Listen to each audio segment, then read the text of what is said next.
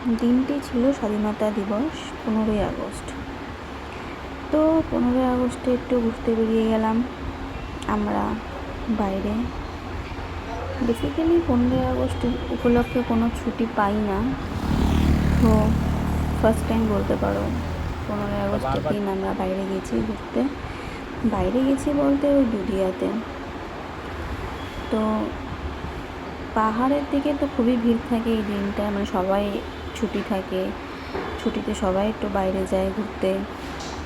তো সেজন্যই বাট দুধিয়ার সাইডটা হালকাই ছিল, একদমই হালকা ছিল, মানে ছুটির দিন হিসেবে যেরকম ভিড় হয়, মানে কার্শিয়াং বলো, রোহিণী বলো, তারপরে রংটং, এই পুরো এই সব দিকে যে যেমন ভিড় হয় রোহিণী, তো সেই অনুপাতে দুধিয়াতে ফাঁকাই ছিল, একদমই ফাঁকা ছিল।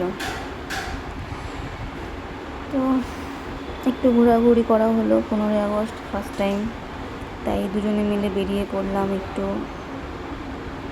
বাইরের উদ্দেশ্যে হাওয়া খেতে, প্রকৃতির মনোরম পরিবেশটা উপভোগ করতে।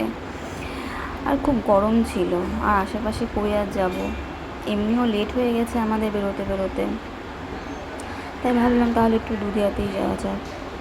আর এখানে দেখো মানে কি বিভৎস রাস্তা, খারাপ জাস্ট, মানে বরাবরই দেখে আসছি এই আপার দুধিয়াতে যাওয়ার এই রাস্তাটা ভীষণই খারাপ, মানে সত্যিই খুব খারাপ, প্রচণ্ড ভাঙাচোরা রাস্তা, মানে খুব খারাপ। তো তার মধ্যে থেকেই 4 হুইলার 2 হুইলার যাচ্ছে। দেখুন আমরা দুধিয়াতে চলে এসেছি। এটা হচ্ছে দুধিয়ার লোকেশনটা, আপার দুধিয়া বলে এটাকে। সবাই মজা করছে, বাচ্চা ফ্যামিলি নিয়ে এসে। আমরাও এখানে স্নান করার উদ্দেশ্যে এসেছিলাম, কিন্তু স্নান করা যাবে না কারণ অনেক বেলা হয়ে গেছে, অন্য কোনো দিন স্নান করব।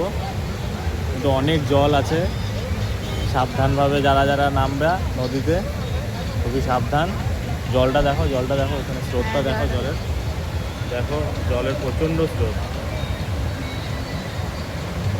সবাই স্নান করছে কোনায় কোনায়।